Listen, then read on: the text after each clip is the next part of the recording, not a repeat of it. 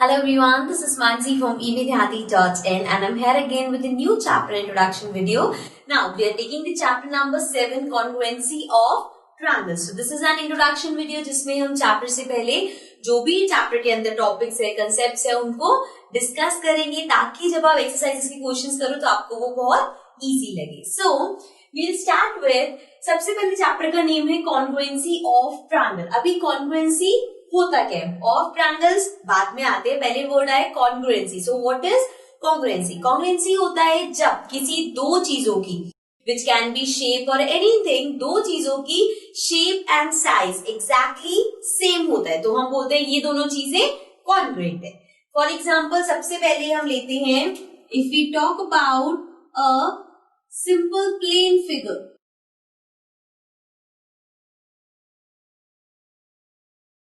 सो अगर simple plane figure let's suppose आपके पास है ये स्क्वायर, राइट.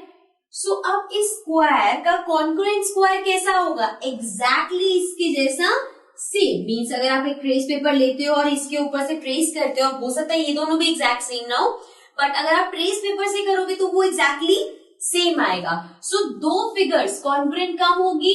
जब वो एग्जैक्टली सेम होगी, एक दूसरे की ज़ायरॉक्स होंगे, मतलब एग्जैक्टली सेम. अगर ये यहाँ से इतना है तो यहाँ, और जरूरी नहीं है स्क्वायर ही हो, कोई भी शेप हो. लेट्स सपोज अगर ये शेप है, सो इसकी जो कॉन्ग्रुएंट शेप होगी वो भी सेम इसी तरह से होगी.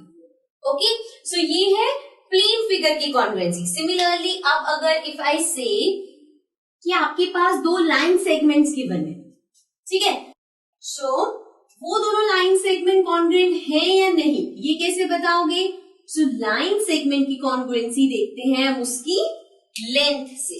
लेंथ मतलब जो भी आप ड्रॉ करोगे उसकी लेंथ कितनी है. फॉर एग्जाम्पल ये मैंने एक लाइन सेगमेंट ड्रॉ करी, this is 5 centimetre.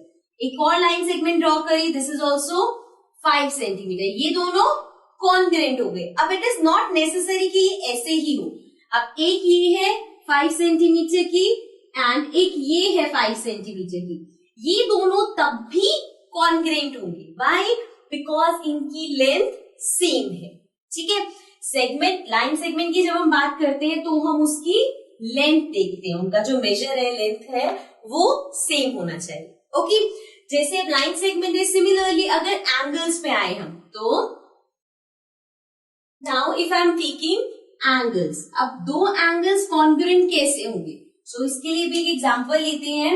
Let's suppose यहाँ पे मैंने एक एंगल बनाया है, दिस इज 30 डिग्री. देन मैंने ये एंगल बनाया, दिस इज ऑल्सो 30 डिग्री. अब क्या ये दोनों एंगल्स कॉन्ग्रुएंट है? So the answer will be yes, because जब हम एंगल्स देखते हैं तो हम आर्म्स का मेजर नहीं देखते.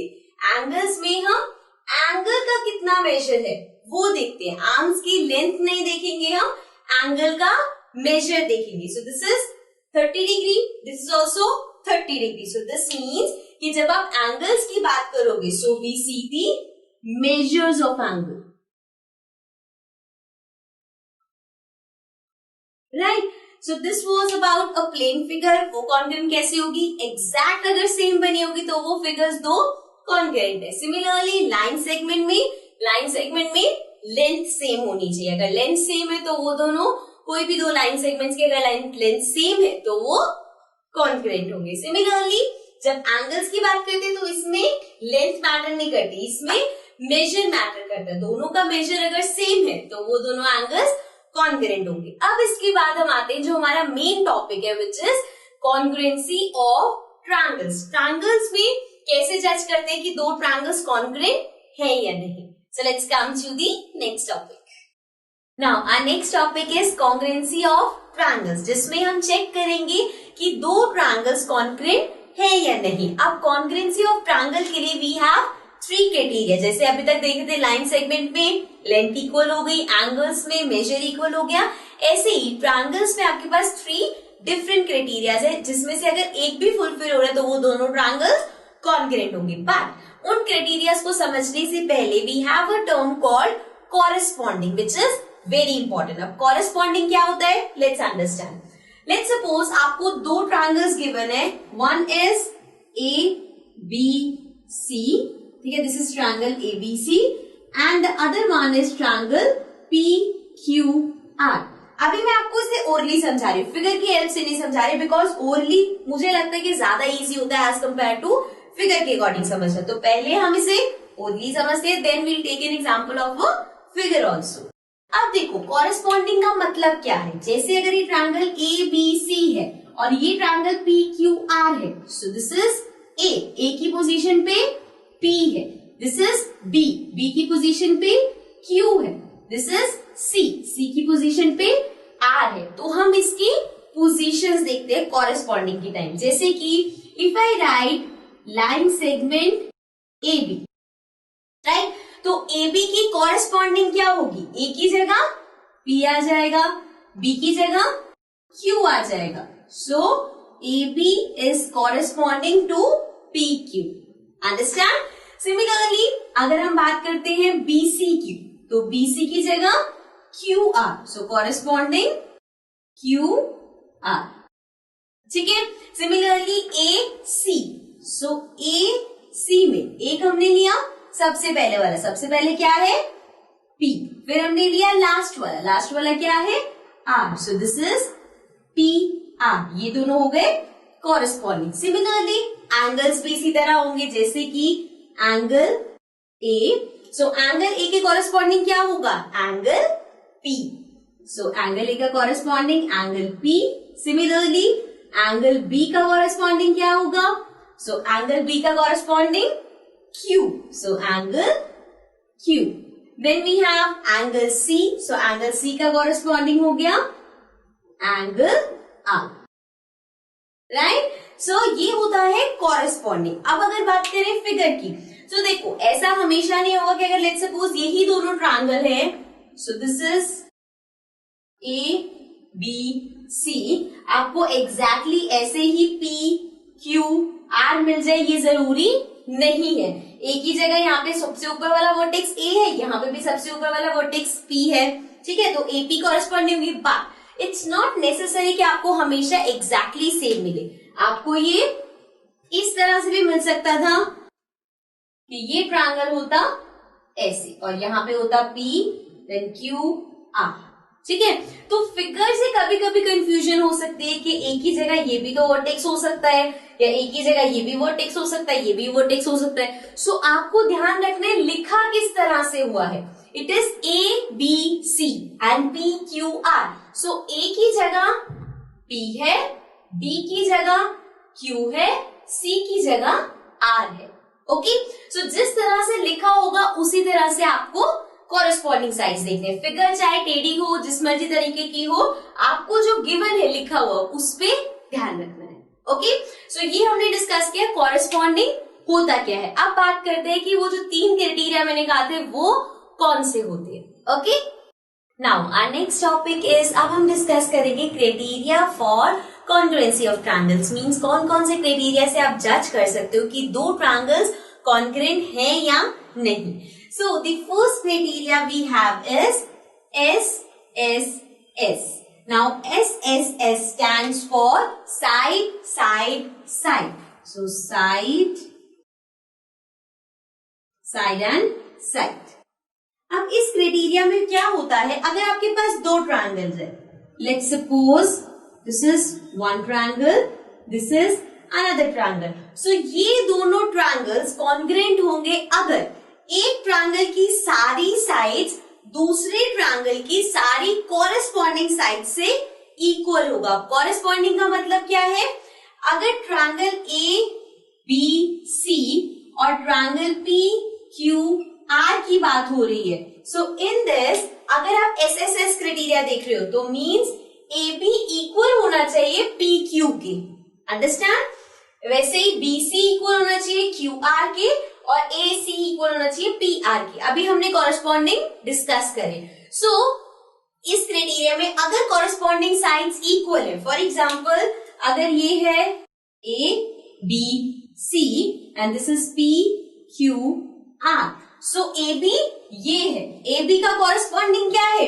AB का कॉरेस्पॉन्डिंग है PQ, मतलब कि ये, so this should be equal to this, right. Similarly BC, BC ये है, BC का कॉरेस्पॉन्डिंग क्या है, QR which is this. So ये BC QR के इक्वल होना चाहिए and AC which is this should be equal to PR. So PR means ये इसके इक्वल होना चाहिए. So corresponding sides, सारी sides अगर इक्वल है तो SSS क्राइटेरिया से दोनों ट्रायंगल्स कॉन्करेंट होंगी. Okay, now let's come to the next criteria. Now our next criteria is SAS. Now SAS stands for side, angle, side. So side, angle, side से क्या पता चल रहा है, दो साइड्स इक्वल हो और एक एंगल का मेजर इक्वल हो. अगेन जब भी आप कॉन्ग्रुएंसी देखोगे तो जब भी साइड्स एंगल की बात होगी वो सब कॉरेस्पॉन्डिंग साइड्स कॉरेस्पॉन्डिंग एंगल्स की बात होगी.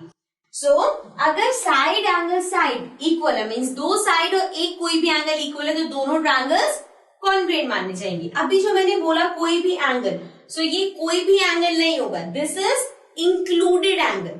अब देखो ये है SAS. SAS को हम SSA भी लिख सकते हैं, ASS भी लिख सकते हैं, राइट. लेकिन इसको हम इसकी तरह नहीं लिखते, इसको हमेशा SAS ही क्यों लिखते हैं, बिकॉज ये जो A है ये बीच में आएगा साइड्स के, विच मीन्स इंक्लूडेड एंगल. अब इंक्लूडेड एंगल क्या होता है, लेट्स अंडरस्टैंड.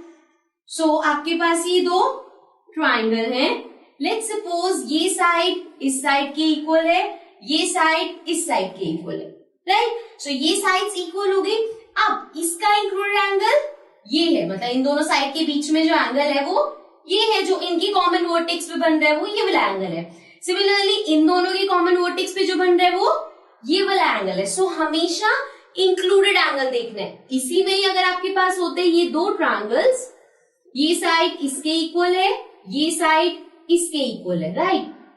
सो अब अगर मैं कहूं कि ये एंगल इस एंगल के इक्वल है तो ये दोनों ट्रायंगल कॉन्ग्रुएंट नहीं होंगे, बिकॉज ये वाला जो एंगल है ये इंक्लूडेड एंगल नहीं है. तो इंक्लूडेड एंगल मतलब जो साइड्स कॉमन है उसकी वर्टेक्स पे जो एंगल बन रहा है वो होता है हमारा इंक्लूडेड एंगल.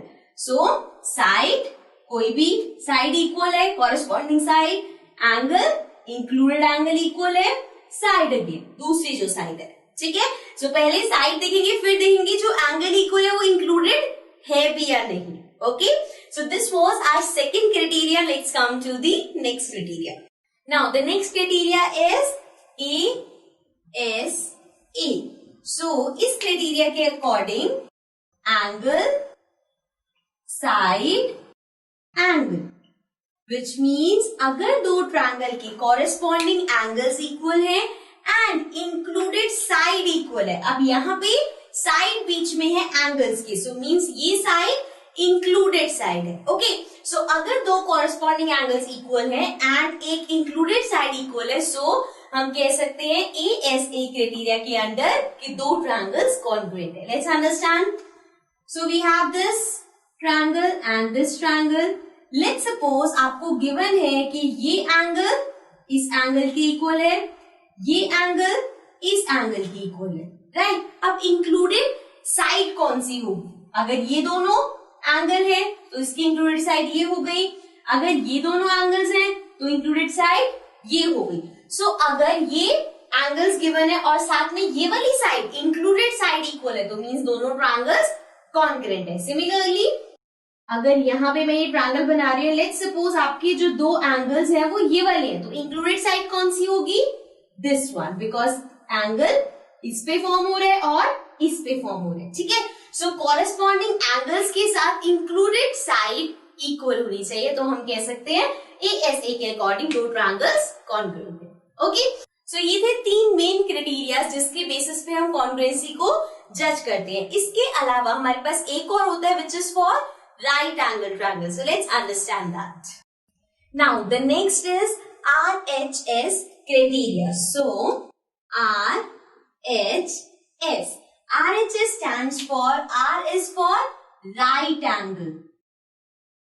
राइट एंगल कौन सा होता है, 90 डिग्री. तभी मैंने कहा था कि ये वाला क्राइटेरिया सिर्फ राइट एंगल ट्रायंगल्स के लिए, बिकॉज वहीं पे आपको 90 डिग्री का एंगल मिलेगा. Then H stands for hypotenuse.